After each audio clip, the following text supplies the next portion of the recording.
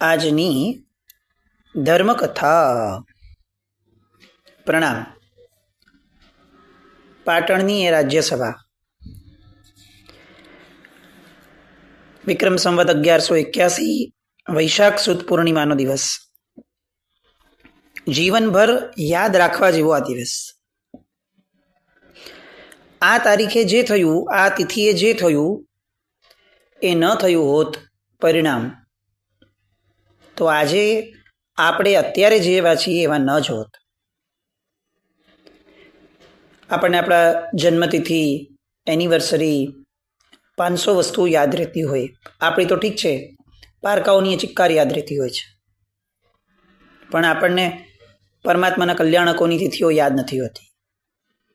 આપણને આવી મૂળભૂત સિદ્ધાંતોની રક્ષા જે તિથિઓના દિવસે થઈ એ યાદ નથી રહેતી. કારણ કે જન્મદિવસ યાદ રાખવા માટે પોતિકાપણું હોવું જોઈએ. આપણે આખા ગામના જન્મદિવસ યાદ નથી રાખતા, જેને પોતાના ગણીએ છીએ એના જ રાખીએ છીએ. એવી રીતે આવા મોટા દિવસો યાદ રાખવા માટે પણ પોતિકાપણું તો હોવું જોઈએ ને.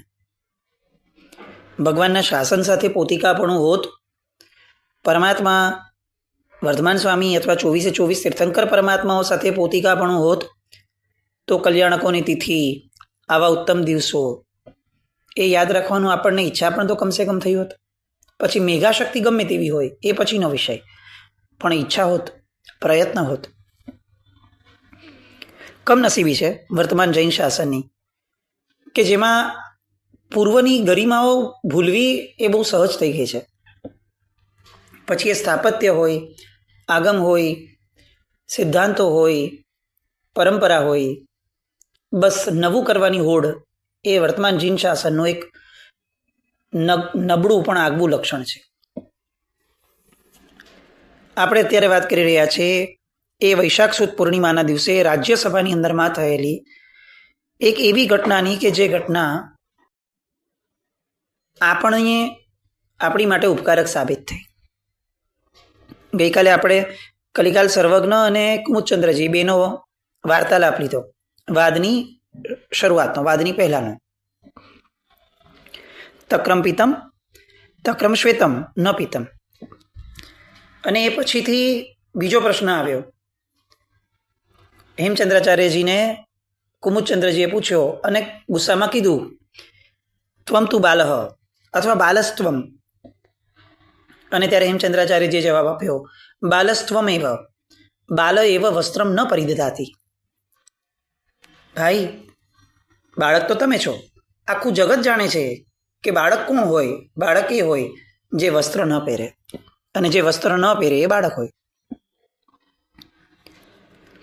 ગઈકાલે આપણે આ એક્ઝેક્ટ વર્ડ મિસ કરેલો. ખરેખર ઉપકારક લાગે આપણને પરમાત્માના શાસનના કેટલાક વિદ્વાનો. પૂજ્ય નંદીઘોષ સુરીશ્વરજી મહારાજા ગઈકાલે તરત જ એમણે આ મોકલ્યું કે એકચ્યુઅલ જે વર્ડ હતો એ આ હતો. આવા બધા ઉપકારીઓ, આવા બધા વિદ્વાનો જેમણે હજી પણ આવા બધા વાદના અવશેષોને પોતાના માનસપટ ઉપર જીવંત રાખ્યા છે, એવા બધા ઉપકારીઓ, એ બધા ગુરુ ભગવંતોને ખરેખર નમન કરવાનું મન થાય. આમની જાગૃતિ કેટલી. મૂળ વાત. હવે 3 પ્રતિજ્ઞા કુમુદચંદ્રજીને જાહેર કરવા માટે સિદ્ધરાજ જયસિંહ કહે છે. અધિકાર હતો દેવસુરી મહારાજનો, અને દેવસુરી મહારાજ સાહેબે જતો કર્યો. દરેકે દરેક વ્યક્તિને બેઠેલા એવું લાગતું હશે ચોક્કસપણે કે અડધી હાર થઈ, કે આ તો બહુ ખોટું કર્યું, વધારે પડતી ઉદારતા ન રખાય, દયા તો ડાકણને ખાય. પણ ના, માણસ એનું જ્યારે પોત પ્રકાશિત ગયું હોય છે ને, એનો જ્યારે અંદરમાં ઓઘાડ થઈ ગયો હોય છે ને, ઉત્થાન થઈ ગયું હોય છે ને, ત્યારે એને બાહ્ય કોઈ પણ વસ્તુઓની, ઉપાધિઓની ચિંતા નથી હોતી. એવું નથી કે પોતાને સર્વસ્વ માને છે કે હું બધાને પહોંચી વળીશ, પણ એને નિષ્ફળતાઓનો ભય નથી, એને સફળતાની આકાંક્ષા નથી. એ હવે બહુ જ એવા સ્તરમાં આવી ગયા છે કે જેમાં ઘટનાઓને ફક્ત એને ન્યાય આપવાનો છે અને એ સમયનું ઔચિત્ય શું છે એ જાળવવાનું છે. દેવસુરી મહારાજે ઔચિત્ય જાળવ્યું કે આપ વડીલ છો, આપ વડીલને પેલા અધિકાર આપો. અને અહીંયા 3 મુદ્દાની પ્રતિજ્ઞા એ કુમુદચંદ્રજી લખાવે છે. એ પ્રિપેર્ડ હતા. કેવલી હુઓ ન ભુંજઈ, ચીવ રસ હિયસ નથી નિવાણમ, ઇત્તિ હુવા ન સિજ્જઈ, મયમ એયમ કુમુદચંદસ્સ. હું કુમુદચંદ્ર પ્રતિજ્ઞા કરું છું કે હું હવે આ આખો વાદ ફક્ત આ 3 મુદ્દા ઉપર લડીશ. પહેલો મુદ્દો, કેવલી હુઓ ન ભુંજઈ, કેવડી ભગવંતો આહાર કરતા નથી. બીજો મુદ્દો, ચીવ રસ હિયસ નથી નિવાણમ, વસ્ત્ર પહેરવા વાળા ક્યારેય મોક્ષે જતા નથી. અને ત્રીજો, ઇત્થી હુવા ન સિજ્જઈ, સ્ત્રીઓનો ક્યારેય મોક્ષ થતો નથી સ્ત્રીપણામાં. આ 3 એવી પ્રતિજ્ઞા કે જેને કદાચ એમ વિચારીએ કે દિગંબર મત અને શ્વેતાંબર મત એ બંનેના પાયાની અંદરમાં જે ડિફરન્સ છે એ મૂળ પાયાઓ આની અંદર છુપાયેલા છે. આના સિવાય પણ છે, પણ આ મૂળ પાયાઓ. હવે અહીંયાથી જે વાતો થશે, જેટલી પણ, એ મતનું ખંડન હશે.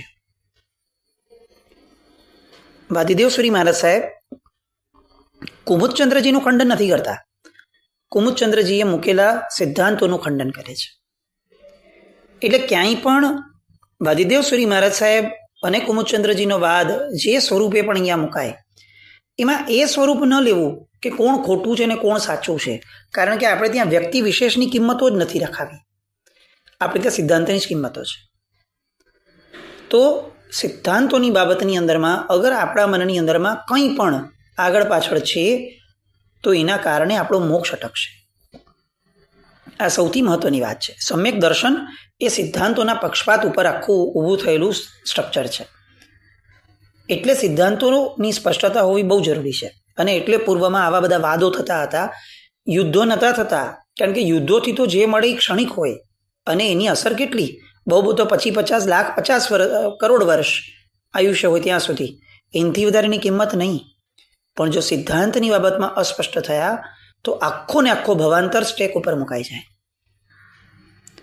સિદ્ધાંતમાં સ્પષ્ટ થયા તો કદાચ ગતિ ગમે તે મળશે, તિર્યંશની પણ ગતિ મળશે ને, પણ જો સિદ્ધાંતની સ્પષ્ટતા હશે તો કદાચ આપણે એ ક્ષેત્રમાં પણ, એ ભાવમાં પણ, આપણા ભાવની અંદરમાં આપણે સ્પષ્ટ રહી શકશું. શ્રેણિક મહારાજા નરકમાં છે અત્યારે એમનો આત્મા, પણ તમે જુઓ સિદ્ધાંતની સ્પષ્ટતા છે. તો શું થયું છે તો કે અત્યારે નરકમાં હોવા છતાં નવો કર્મબંધ નથી કરતા પ્રાય. તો આ મુદ્દો છે કે તમારો ભાવ કયો છે એ મહત્વનું નથી, તમે આ ભાવમાં કયા સિદ્ધાંતોને વરેલા છો એ મહત્વનું છે. આ માન્યતાઓ, આ ચિંતન મનન, આ દોહન, આ પક્ષપાત, આ લીસ્યાઓ, આ વૃત્તિઓ, આ જ બધું મોક્ષ કરાવે છે. આપણું ફોકસ એકચ્યુઅલી ક્રિયાઓ, પ્રતિક્રિયાઓ, પ્રસંગો, અનુષ્ઠાનો, આ જ બધું રહ્યું. અને એના કારણે આપણે ક્યારેય એક સંતોષ નથી અનુભવી શકતા. કારણ કે સંતોષ એ ત્યારે જ અનુભવાશે કે જ્યારે ખરેખર આનંદ મળશે. અને આનંદ ત્યારે જ મળશે કે જ્યારે આપણે એના મૂળ સુધી પહોંચશું. તો હવે આ વાદની શરૂઆત થાય છે. 3 મુદ્દા. કેવડીઓ આહાર કરતા નથી, વસ્ત્ર પહેરવાવાળા મોક્ષે જતા નથી અને સ્ત્રીઓનો મોક્ષ થતો નથી. આ 3 મુદ્દા કુમુદચંદ્રજીએ લખાવ્યા. હવે વાદીદેવસુરી મહારાજ સાહેબ પાસે પરમાત્માના શાસનના આગમોના દોહન પછીથી એટલા બધા પદાર્થો છે, એટલા બધા એમના વિચારો છે કે જે મૂકવા બેસે તો કદાચ એનો વિરોધ તો જવા દો, એની સામે પ્રતિસાદ પણ આપી શકવાની સમર્થતા કોઈની ના હોય. પણ જસ્ટ બિકોઝ પહેલો ચાન્સ, પહેલું મંડણ એ કુમુદચંદ્રજીએ કર્યું, એટલે હવે આમના ભાગે એ મંડણનું ખંડન એ સૌથી મુખ્ય કાર્ય રહ્યું. આ ડિફરન્સ છે જે આપણે સમજી નથી શકતા કદાચ, કે પહેલી જ વારમાં જેને ચાન્સ મળે એનો બેનિફિટ કેટલો છે. અહીંયા વાદીદેવ સુરીમાર સાહેબે અગર પહેલો ચાન્સ લીધો હોત, આપણે કલ્પના કરીએ છીએ, તો શું થયું હોત? તો એમણે એવા કેટલાક મુદ્દાઓ મૂક્યા હોત કે જે મુદ્દાઓનો જવાબ દિગંબર મત પાસે અથવા એ કુમુદચંદ્રજી પાસે ન હોત. તો એના કારણે શું થયું હોત? તો કે કુમુદચંદ્રજી ત્યાં ને ત્યાં અટવાઈ ગયા હોત. આ સેમ પ્રયાસ કુમુદચંદ્રજીએ કર્યો. એમણે એવા મુદ્દાઓ મૂક્યા કે જે બાબતમાં એ લોકો સ્પષ્ટ છે, એમની માન્યતા સ્પષ્ટ છે, પણ હવે એમને એવું લાગે છે કે આ લોકો પ્રૂવ નહીં કરી શકે કે એ લોકો વધુ સ્પષ્ટ છે. પણ હવે અહીંયા મીટ મંડાણી સિદ્ધરાજ જયસિંહજીની કે દેવસુરી મહારાજ, હવે તમે તમારી પ્રતિજ્ઞા લખો. અને દેવસુરી મહારાજ એમની પ્રતિજ્ઞા ઇમિજિએટ લેવલ ઉપર એ ત્યારે એમને લખાવે છે. કેવલી હુઓ વી ભુંજઈ ચીવર સહ્યસ અથિ નિભાણમ ઇત્તિ હુઆ વી સજ્જાઈ મયમેયમ દેવસુરીનમ. હું દેવસુરી પ્રતિજ્ઞા કરું છું કે હવે હું આ 3 મુદ્દાના આધાર ઉપર આખો વાદ કરીશ. કેવલી હુઓ વી ભુંજઈ, કેવલીઓ આહાર કરે છે. ચીવર સહ્યસ અથિ નિવાણમ, વસ્ત્ર પહેરવાવાળાનો મોક્ષ થાય છે. ઇત્થી હુઆ વિસિજ્જઈ, સ્ત્રીઓ પણ મોક્ષે જઈ શકે છે. મયમયમ દેવસુરીનમ.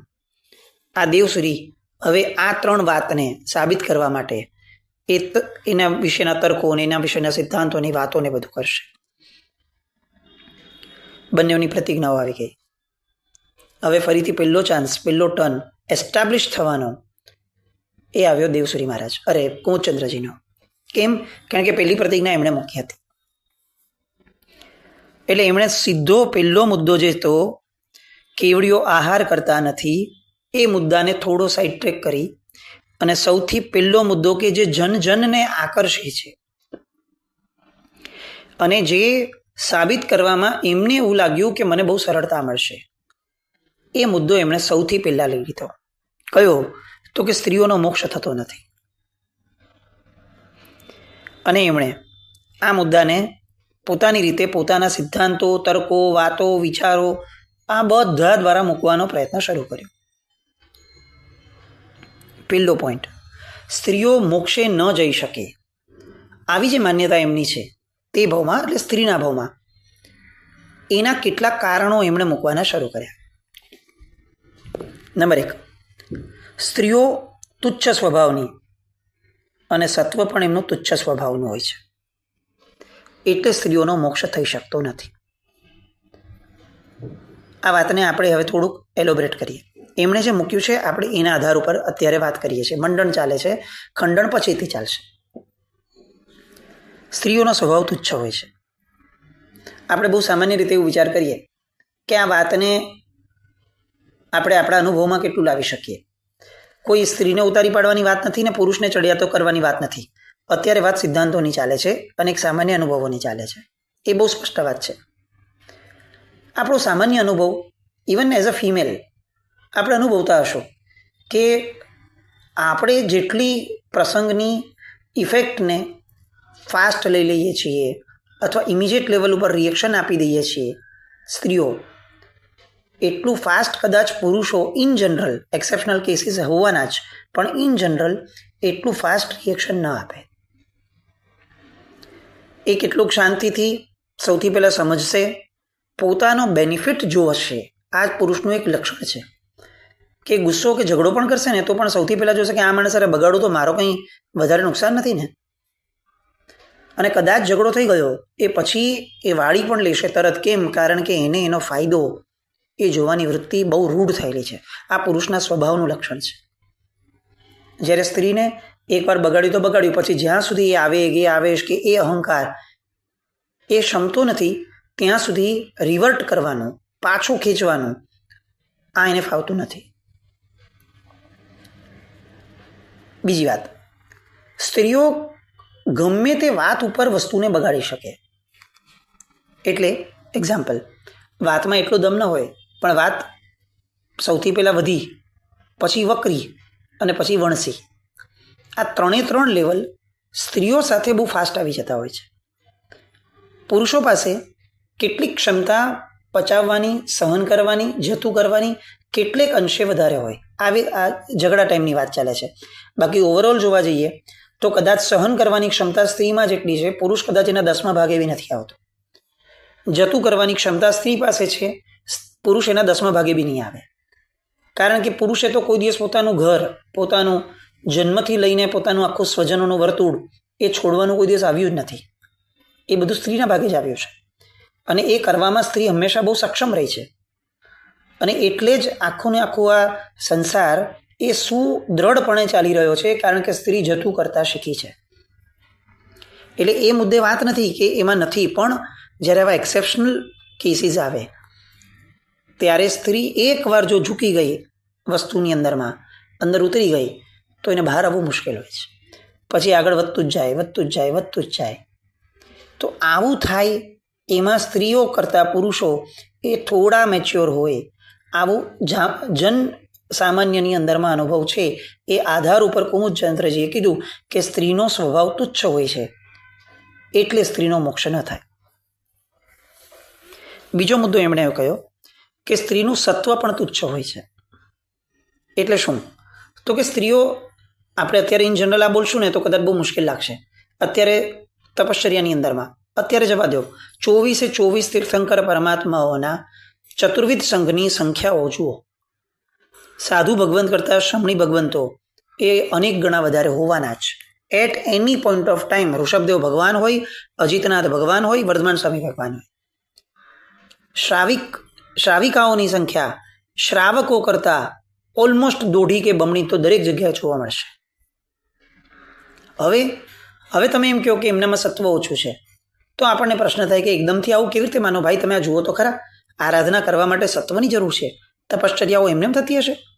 આટલા બધા સામયિકો, આટલી બધી ક્રિયાઓ, આટલી ક્રિયા દ્રઢતા, આખું ઘરનું કામ કર્યા પછીથી, તપશ્ચર્યા કર્યા પછીથી બધી ક્રિયાઓને પ્રામાણિકપણે વફાદાર થઈને વળગીને રહેવું, આ ઓછું સત્વ છે?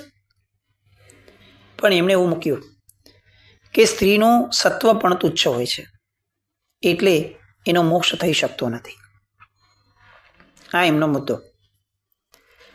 હવે દેવસુરી મહારાજ, આપણે એક મુદ્દાના આધારે વાદ છે, એટલે મંડન અને ખંડન એને સાયમલ્ટેનિયસલી લઈ જવાનો પ્રયત્ન કરીએ કે જેના કારણે કોઈ મુદ્દો પેન્ડિંગ બી ન રહે અને કોઈ મુદ્દામાં આપણે મિસઅન્ડરસ્ટુડ ન કરી શકીએ.